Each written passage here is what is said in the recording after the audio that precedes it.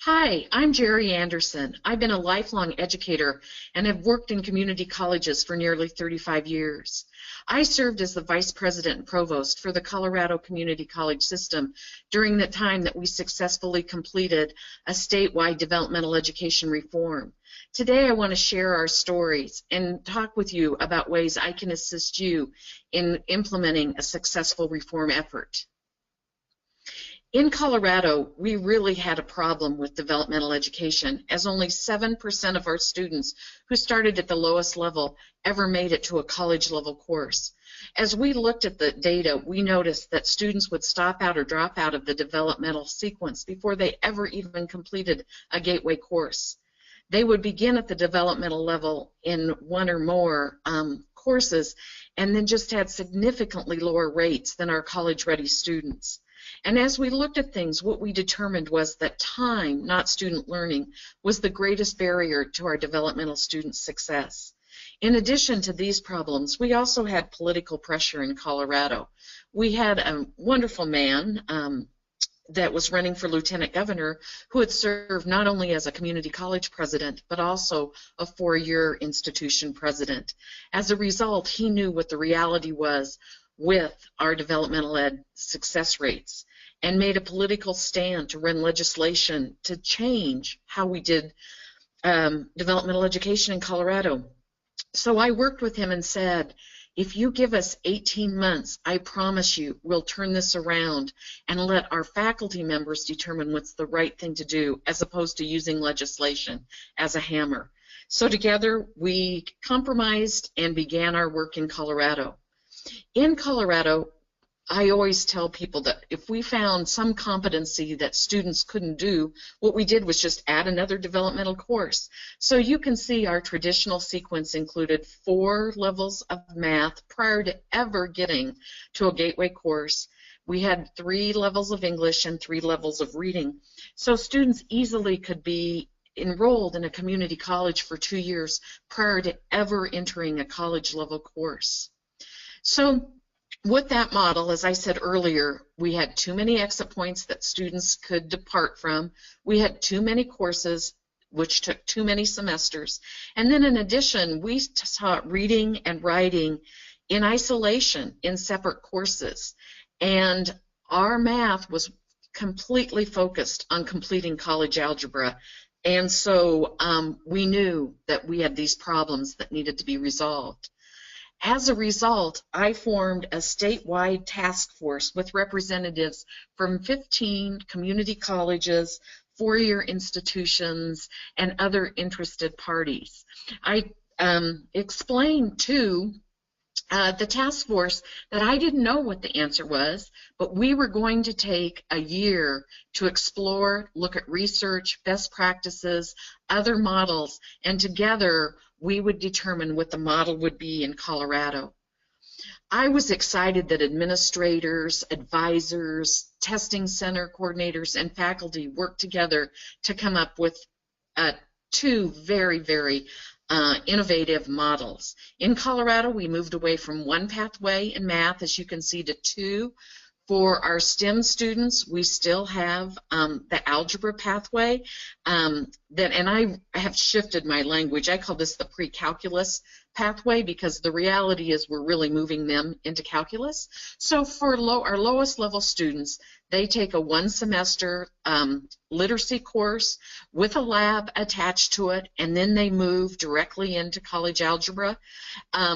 Or students who are almost ready move in to college algebra immediately with a lab, our 093 class, that provides support for them while they're enrolled in Math 121. For our other students that are in the humanities or career and technical education, we have a quantitative literacy. Students enrolled in this class begin 1 semester before, or they immediately go into the college level course with lab support. I'm really excited about our composition and reading. What our faculty did was combine our reading and written composition developmental courses and created a pathway where we're teaching reading and writing in context. We begin with a soft landing for our lowest level students, where they take an assessment, they receive a diagnostic.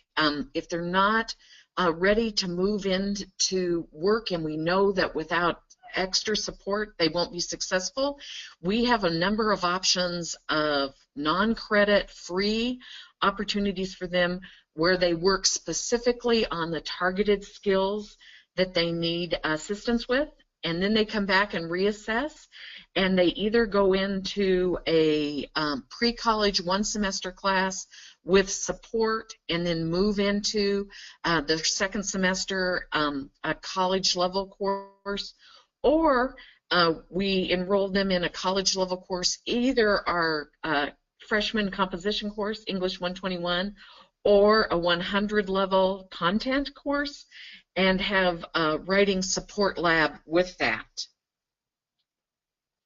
So I think the lessons from this is that we combined composition and reading, and all courses integrate the college and reading, so we're teaching those in context.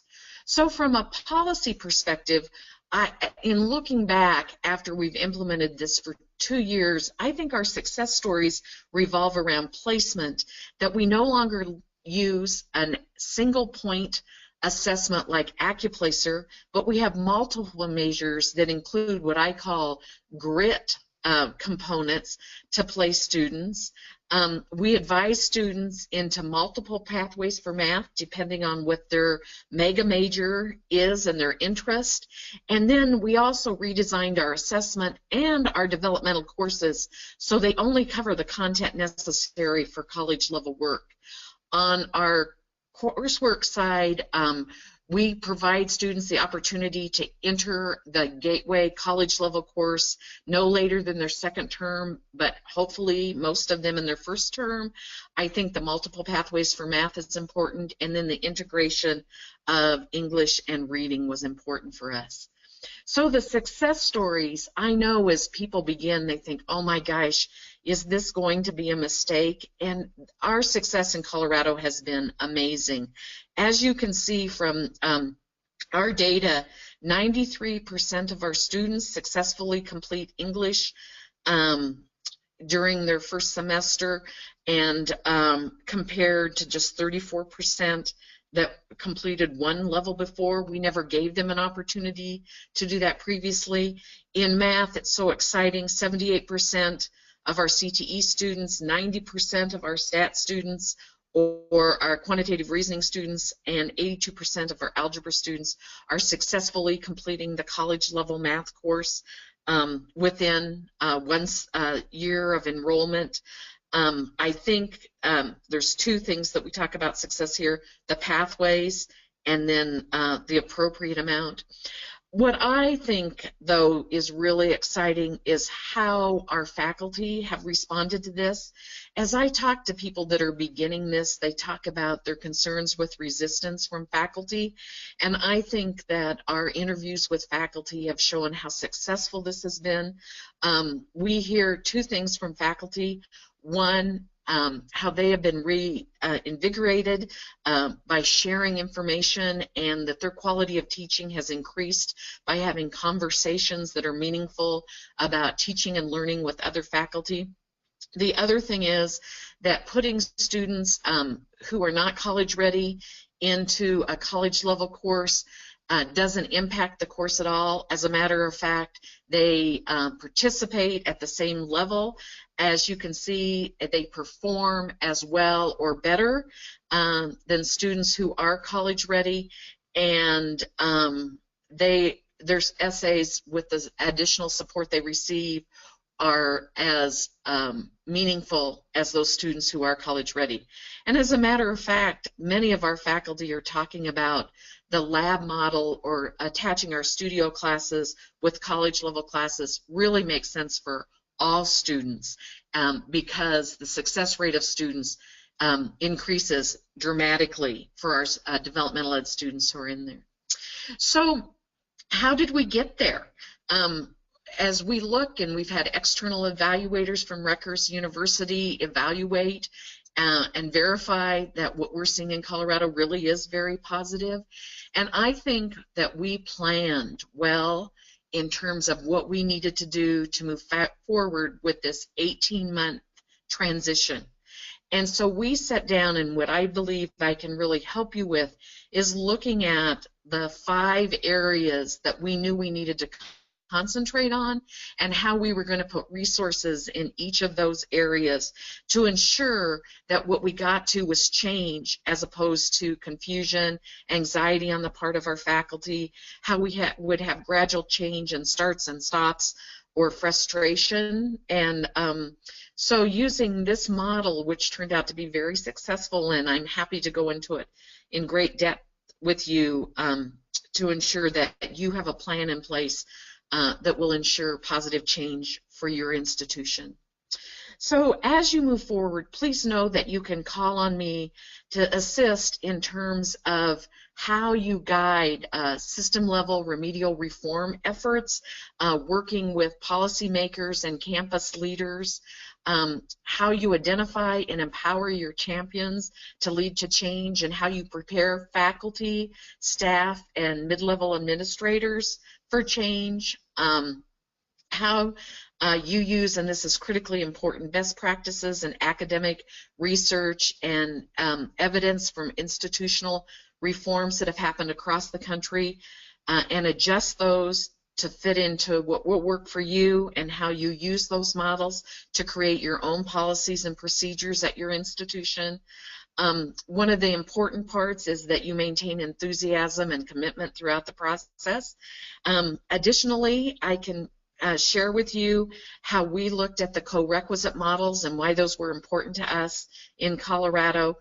And also, you know, I wish I could say that everything was wonderful and we never had concerns and it was a smooth all the way through. But of course, there were lessons that we learned and pitfalls and mistakes that we made. And I'm very happy to share that with you in how you adjust during a change process. And finally, it's about, I think, creating a sense of urgency and clarity, and so that you can move forward in a reasonable time and can see that scaling doesn't need to take 10 years or 5 years, but you can do it in a reasonable amount of time with good planning and great leadership. So I wish you good luck. I hope that I can help you, and please feel free to call on me as I can assist. Have a great day.